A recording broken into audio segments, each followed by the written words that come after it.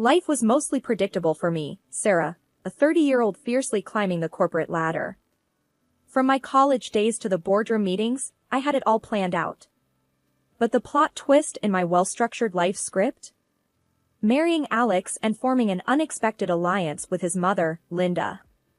Alex and I met in the least romantic of places, the university library. I was buried in finance books, he was wrestling with computer science. Our eyes met over a pile of textbooks, and the rest, as they say, is history. We were two college kids, juggling classes and dreams, but together, we were invincible. Alex was the calm to my storm, the laughter to my seriousness. Our friend Brian, a pal from college days, played a big part in our lives too. He was the one who vouched for Alex, getting him a job as an IT guy at his firm. Brian and his wife, Rachel, were like the couple version of that cozy, familiar cafe you love, always welcoming, always a good time. Then came Linda, Alex's mom. I'd heard the horror stories, the meddling, the judging. But Linda? She was different. Warmth radiated from her like the sun on a chilly morning. She welcomed me not just into her family but into her heart. Sarah, you're exactly what Alex needs. A strong, smart woman. He's a lucky man, Linda would say, her eyes twinkling with sincerity. And somehow, her words made me feel not just accepted, but cherished. Our relationship was a dance of mutual respect and affection. Even on my busiest days, I'd make time to call her, just to check in. Hey, Linda, it's Sarah. How are you holding up? Oh, dear, just the usual. But tell me, how's work? Don't let them overwork you, Linda would reply, her voice always laced with concern. We'd chat about everything and nothing, from her legendary apple pie recipe to the latest office politics. Linda wasn't just my mother-in-law, she was a confidant, a friend. We were a trio bound by love, but even the strongest bonds can fray under the weight of unspoken truths and unmet expectations. And as the days rolled into nights, the cracks began to widen, setting the stage for a storm that was silently brewing on the horizon. The glow of my career cast a shadow over my personal life. With each promotion and business trip, the distance between Alex and me grew. Our home, once a sanctuary, started to feel more like a hotel for me, a place to crash between flights. One evening, I returned from a grueling 2-week trip. The house greeted me with a cold silence, and a mess that seemed to scream neglect. Pizza boxes piled up like a monument to Alex's apathy, and the laundry basket overflowed, a testament to the widening gap in our relationship. Alex, this is ridiculous. It looks like a dump here. I snapped, my frustration boiling over as I surveyed the chaos. He looked up from his computer, his eyes barely registering my presence. Hey, Sarah. Chill. Yeah, it's just a bit of mess. No big deal. No big deal? I work my butt off, and you can't even manage to keep the house clean? Is that asking too much? My voice was sharp, the words slicing through the tense air. He shrugged, a dismissive gesture that fueled my anger. You know I'm not Mr. Clean. Why fuss about it? Why? Because I live here too, Alex. Because we're supposed to be a team. The words tumbled out, raw and unfiltered. The conversation, if you could call it that, ended with cold silence. Our home felt more like a battleground, our conversations reduced to terse exchanges and resentful glances. The next day, Linda called. Her voice, usually so warm and comforting, carried a note of concern that made my heart sink. Sarah, dear, is everything all right? You sounded off yesterday. I sighed, the weight of the unspoken truths heavy on my chest. It's been tough, Linda. The house, Alex, everything seems to be falling apart. Linda was silent for a moment, then spoke with a firmness that was rare for her. Sarah, you're doing your best. But Alex needs to step up. You can't carry the load alone. Her words were a balm, a reminder that I wasn't in this turmoil alone. But they were also a stark reminder of the growing rift between Alex and me. That night, as I lay in bed, the moonlight casting a soft glow in the room, I couldn't shake the feeling of disquiet. The once comforting silence now felt oppressive, filled with the echoes of our failing relationship. Alex, we need to talk. This can't go on, I whispered into the darkness. He turned to face me, his face a mask of indifference. What's there to talk about, Sarah? It's just a bit of mess, not the end of the world. But it's not just the mess, Alex. It's us. We're drifting apart, and if we don't do something, I'm afraid we'll end up strangers living under the same roof. He didn't respond, the silence between us growing louder than any words could. In that moment, I realized that the cracks weren't just beginning to show, they were widening, threatening to split the very foundation of our marriage. The days leading up to Thanksgiving were supposed to be filled with the warmth of family and the joy of togetherness. However, life had other plans. Linda was hospitalized due to an exacerbation of her chronic illness. The hospital's sterile, impersonal halls were a stark contrast to the festive atmosphere we had hoped for. Sitting by her hospital bed, I held her hand, her usual warmth diminished by the cold touch of 4 needles. Linda, you won't spend Thanksgiving here. I'll pick you up and we'll celebrate at home, just like we always do, I assured her, squeezing her hand gently. She smiled weakly, a shadow of her usual vibrant self. Thank you, dear. But what about your work? You're always so busy, she murmured, concern for me outweighing her own discomfort. Don't worry about that, Linda.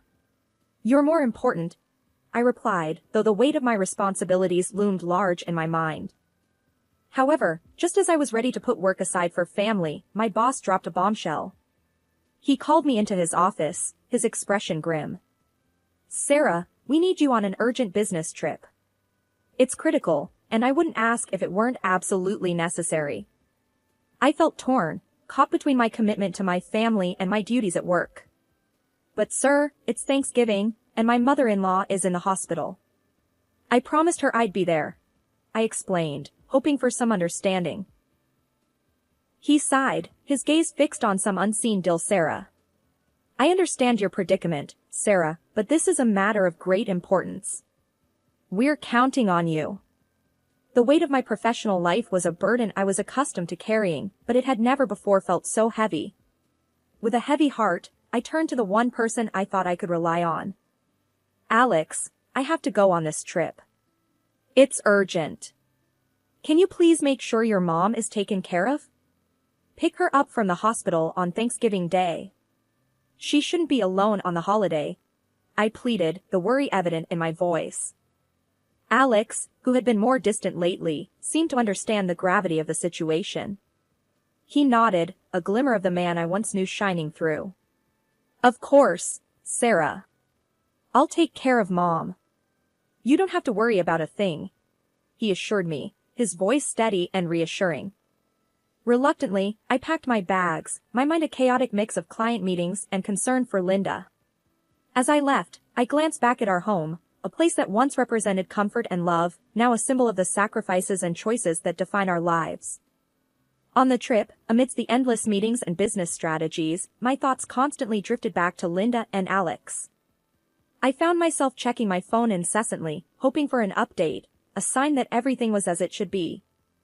But it was the silence that spoke volumes, the absence of messages or calls that painted a picture far from the reassuring promises made. As the critical hours ticked away, the unease in my heart grew, a foreboding sense that this Thanksgiving was going to be unlike any other we had ever experienced. The silence of my phone was deafening, each missed call to Alex a growing echo of my anxiety. The business trip, usually a whirlwind of meetings and networking, felt like a slow crawl, each moment stretching out with worry for Linda and frustration towards Alex. I tried calling again, the phone ringing hopelessly into the void. Come on, Alex, pick up. I muttered under my breath, the bustling airport around me fading into a blur. The call went to voicemail, again. My mind raced with worst-case scenarios, each more troubling than the last. In desperation, I dialed Linda's number, half expecting the same cold silence. But after a few rings, her frail voice came through, weak and tinged with sadness. "Linda, it's Sarah. I've been trying to reach Alex. How are you? Is everything set for Thanksgiving?" My words tumbled out, a mix of hope and dread. "Oh, Sarah." Linda's voice broke, a soft sob cutting through. "I'm still at the hospital. Alex, he didn't come." My heart sank, a heavy weight of betrayal and worry settling in. "What?" "But he promised. He said he'd be there for you." The words felt hollow, a stark contrast to the chaos of emotions inside me. "I know, dear." I waited, but Linda's voice trailed off, the hurt unmistakable. Anger and concern battled within me. How could Alex do this? How could he leave his own mother alone in the hospital, especially on Thanksgiving? I knew I had to act, and fast. "Linda, I'm so sorry. I'm coming back right now. I'll sort this out, I promise." With a shaky hand, I dialed my boss, the urgency in my voice cutting through the formalities. "Sir, I need to go back. It's an emergency. My family needs me. I'm sorry, but I can't stay." To my relief, he understood. "Go, Sarah. Family is important. We'll manage here." The relief was short-lived, replaced by a sense of urgency. I rushed through the airport, each step fueled by a mix of worry for Linda and a growing anger towards Alex. As the plane took off, my mind raced with unanswered questions. Why didn't Alex pick up Linda? Where was he? And most importantly, what would I find when I got back? The flight felt like an eternity, each mile home a mix of dread and determination. I was going back, not just to salvage the remains of Thanksgiving, but to confront the unsettling truths that lay hidden behind Alex's unanswered calls. After the draining flight and the tense drive, the world seemed to slow down as Linda and I approached her house. I managed to pick her up from the hospital. The night was unusually quiet, the kind of quiet that feels heavy, loaded with unspoken truths waiting to burst forth. I glanced at Linda, her face etched with the pain of her son's betrayal. Her silent tears were a sharp reminder of the reality we were about to face. I reached for her hand, offering a silent promise of support, no matter what lay behind the closed door of her home. Pulling into the driveway, I hesitated for a moment before picking up my phone.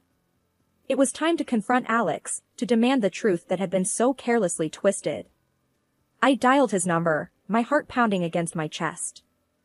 After a few rings, Alex's voice came through, casual, unaware of the storm that was about to hit. "Hey, Sarah. What's up? Alex, where are you? And where's your mom?" My voice was steady, each word a carefully laid trap.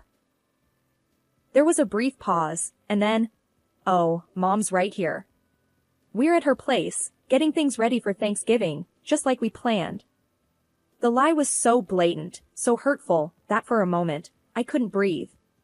Linda, sitting beside me, let out a soft whimper, her heartbreak audible in the cramped space of the car. I ended the call and turned to Linda, her face a portrait of a mother's heart shattered by her own son's lies. "We're going to get to the bottom of this," I assured her, though my voice trembled with my own swirling emotions. Linda nodded, a silent warrior bracing for the battle ahead. We got out of the car and walked up to the front door. The familiarity of the place, once a symbol of family gatherings and joyous celebrations, now felt tainted, corrupted by the web of lies spun within its walls. Linda, with a hand that trembled ever so slightly, unlocked the door. We stepped inside, the dimly lit hallway leading us towards the faint sounds of conversation and laughter, a stark contrast to the somber mood that clung to us like a second skin. As we moved quietly towards the living room, the reality of the situation hit me like a physical blow. There, in a scene that seemed surreal in its normalcy, was Alex, sitting cozily next to Rachel, Brian's wife. The laughter, the intimacy of their posture, spoke volumes of the betrayal that had been hiding in plain sight. For a moment, time stood still. The air was thick with tension, the silence a stark prelude to the storm of emotions about to be unleashed. Linda's presence beside me was both a source of strength and a poignant reminder of the pain inflicted not just on a wife, but on a mother. The silence in the room was deafening, the air thick with the tension of a moment that none of us could have imagined. Alex and Rachel, caught in the act, looked like deer in headlights, their guilt written all over their faces. "What the hell is this, Alex?" My voice was a mix of rage and disbelief, my words cutting through the silence like a knife. Alex stuttered, his usual laid-back demeanor shattered by the gravity of the situation. "Sarah, it's not what it looks like. I can explain." "Explain? Explain how you could do this to your own mother? To me?"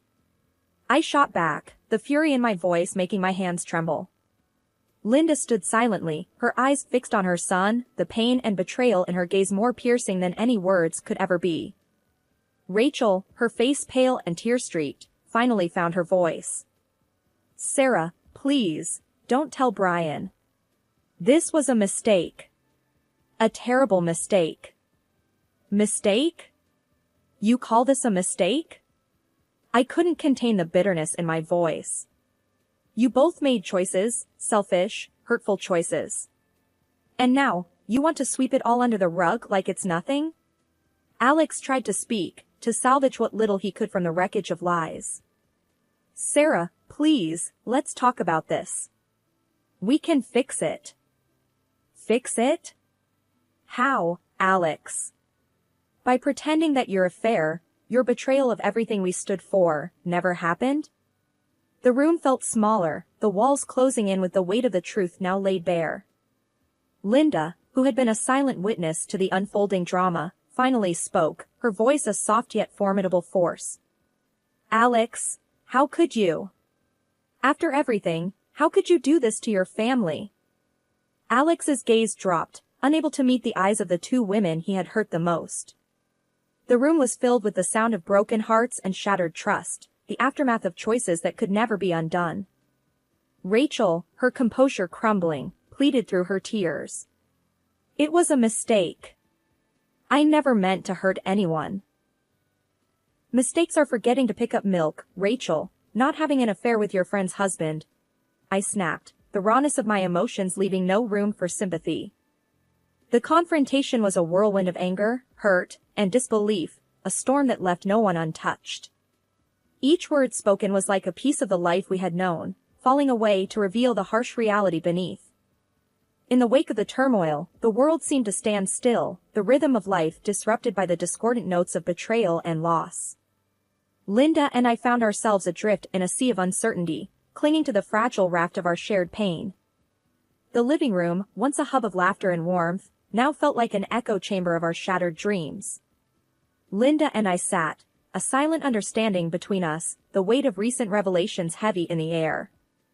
"Sarah, I just can't fathom it, how Alex could do this. And Brian, poor Brian." Linda's voice trailed off, the edges of her words frayed with sorrow and disbelief. I nodded, my heart heavy. "I know, Linda. It's like we've been living in a parallel universe, and now we've been thrust back into a harsh reality."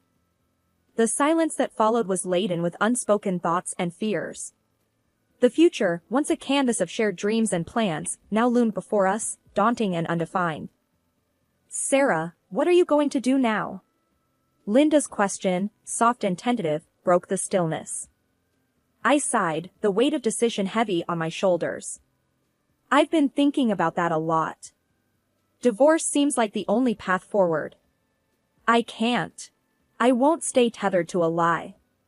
Linda reached out, her hand a warm presence in the chill of our disillusionment. "I support you, whatever you decide. You're strong, Sarah. Stronger than you know."